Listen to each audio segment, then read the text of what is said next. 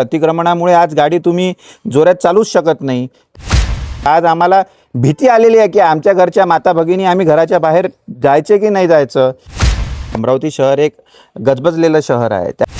नमस्कार, मी सागर देशमुख, अध्यक्ष youth vision foundation आणि एक सामाजिक कार्यकर्ता म्हणून काम करतो। अमरावती हेल्मेट सक्ती, तुम्हाला माहिती आहे की शासनाने हे हेल्मेट सक्ती अमरावती जिल्ह्यामध्ये कंपल्सरी केली।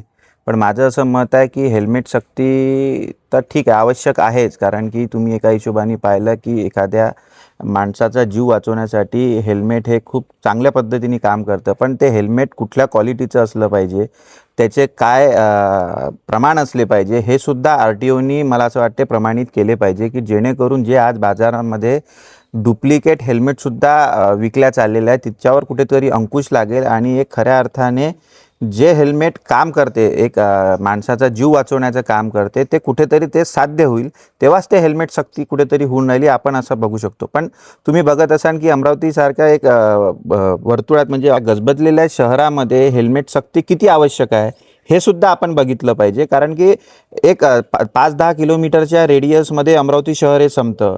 आज तुम्ही 30, 40, 50ची स्पीडमध्ये गाडी जोरात नेऊ शकत नाही, कारण की ट्रॅफिक त्या पद्धतीने वाढलेलं आहे, अतिक्रमण त्या पद्धतीने वाढलेलं आहे। कारण की त्याच्यामुळे हेल्मेट सक्ती किती आवश्यक आहे याच्यावर सुद्धा अभ्यास झाला पाहिजे। आणि सगळ्यात प्रामुख्याने आपण याचा विचार केला पाहिजे की हेल्मेट सक्ती आपण करतो आहे, पण त्याच्यासोबत RTO विभाग किंवा पोलीस प्रशासन हे त्यांचं काम इमानदारीने करते आहे का, हे सुद्धा अत्यंत पाहणं गरजेचं आहे। कारण की तुम्हाला माहिती आहे गेल्या 4-5 दिवसाआधी एक भीषण अपघात इथे झाला, 2 तरुणी आपल्या इथल्या त्या अपघातामध्ये मृत्युमुखी पडल्या। त्याचं कारण काय की त्याचं कारण असं आहे की त्या ज्या अवैधरित्या जे इथे ट्रक येऊन राहिले, नो एंट्रीमध्ये जे ट्रक येऊन राहिले, अक्षरशः त्याच्यावर नंबर प्लेटसुद्धा नाही। म्हणजे असे ट्रक की जे ओव्हरलोडेड आहे, त्याच्यावर नंबर प्लेट नाही, त्यांचे परवाने रद्द झालेले आहे, असे ट्रक आज शहरामध्ये येते कसं?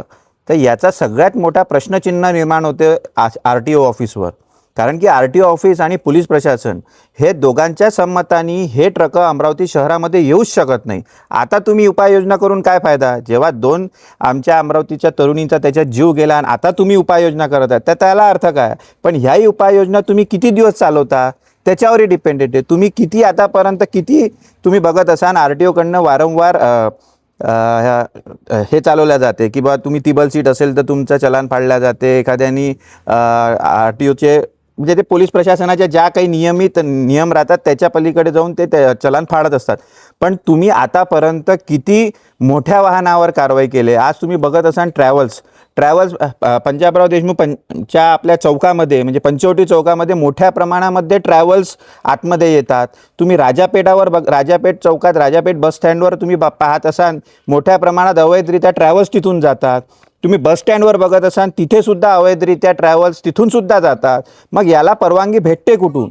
जे अवैधरित्या जे ट्रक इथून जातात, 4 चाकी इथून जे जातात, जे ओव्हरलोडेड ट्रक इथून जातात, याच्यावर जोपर्यंत आपण अंकुश लावणार नाही, मला वाटते तोपर्यंत हे ॲक्सिडेंट आणि ह्या गोष्टी थांबणार नाही। आणि मला असं वाटते हेल्मेट सक्ती तर हा एक विषय आहेच, पण त्याच्यासोबत RTO प्रशासन आणि पोलीस प्रशासनांना जागृत होणं सगळ्यात जास्त महत्त्वाचं आहे, मला या निमित्ताने वाटते। शहरात गुन्हेगारीचं प्रमाण मोठ्या प्रमाणात वाढलेलं आहे काय?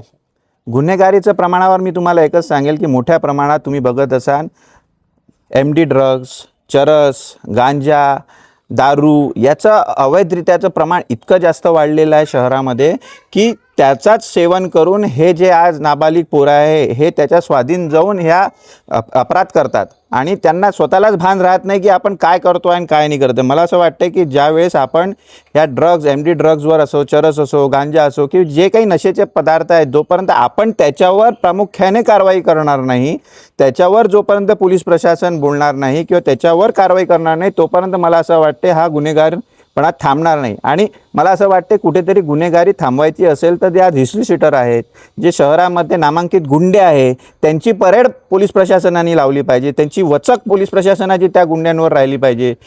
जोपर्यंत वचकच राहणार नाही पोलीस प्रशासनाची, तोपर्यंत हे अशाच प्रकारचे मर्डर केसेस तुम्ही बघत असाल सातत्याने ही चालू आहे, गेल्या एक दिवस नाही झाला तर आम्ही पेपरमध्ये वाचतो की मर्डर होतं. आज आम्हाला भीती आलेली आहे की आमच्या घरच्या माता भगिनी आम्ही घराच्या बाहेर जायचे की नाही जायचं. आम्हाला भीती वाटत आहे की कोणासोबत एखादा वाद झाला तर तो वाद विकोपाला न्यायचा की नाही न्यायचा. ह्या सगळ्या गोष्टीची एक सर्वसाधारण जनता म्हणून माझ्यासमोर प्रश्न निर्माण उपस्थित झालेला आहे की हे जे गुन्हेगारी आहे ही एकमात्र कारण आहे. हे जे चरस, गांजा, अफीम, MD ड्रग्ज ह्याचे जे प्रमाण वाढलं आहे, जोपर्यंत याच्यावर अंकुश लागणार नाही मला असं वाटतं ही गुन्हेगारी थांबणार नाही. प्रशासनाने अजून शहरात नागरिकांसाठी काय उपाययोजना केल्याबाबत?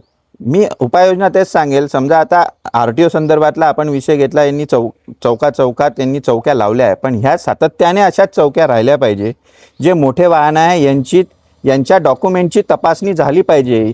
RTOच्या संबंधातले जे काही त्यांना डॉक्युमेंट लागतात ते त्यांनी पुरेपूर केले आहे का, यांना कोणताही परवाना देत असताना त्याचं ते फिटनेस सर्टिफिकेट गाड्यांचं आहे का, त्यांना एंट्री देत असताना एक संबंधित वेळ त्यांनी तिथे दिलेला पाहिजे.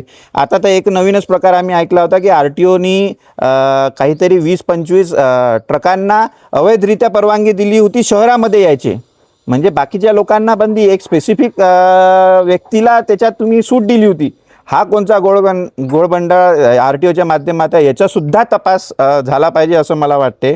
आणि जोपर्यंत आपण ह्या ज्या गुन्हेगारी आहे या गुन्हेगारी आपण थांबवायसाठी समजा आपण MD ड्रग्ज असो किंवा चरस गांजा असो याच्यावर मोठ्या प्रमाणात कारवाई करणं पोलीस प्रशासनाकडनं अपेक्षित आहे. त्याचसोबत जे हिस्ट्री शीटर आहे, जे खुकार गुंडे आज आपल्या शहरामध्ये ज्यांच्यावर अनेक प्रकारचे गुन्हे दाखल आहे, अशा लोकांना सुद्धा पोलीस प्रशासनाने धारेवर धरलं पाहिजे आणि त्यांना तंबी दिली पाहिजे की हा प्रकार समजा आता अमरावती शहरात होईल तर त्यांना अमरावती शहरात राहणं मुश्किल करून टाकेल पोलीस प्रशासन. अशी पकड पोलीस प्रशासनाची राहिली पाहिजे असं मला वाटते. तुम्ही सामाजिक कार्यकर्ते म्हणून शहरवासियांना काय आवाहन कराल? मी आव्हान हेच देईन तुम्हाला की चुकीची गोष्ट कुठेही दिसली, कुठे तुम्हाला दिसत आहे की अवैध प्रकारे कोणता एखादा ट्रक शहरात घुसत असेल किंवा असा अवैध प्रकारे एखादा व्यक्ती कोणासोबत भांडण करत असेल किंवा कुठल्याही पद्धतीची अवैध प्रकारची घटना घडत असेल, मग ती RTO संदर्भातली असो की गुन्हेगारी संदर्भातली असो, पोलीस प्रशासनाला जोपर्यंत एक सामान्य नागरिक म्हणून आपण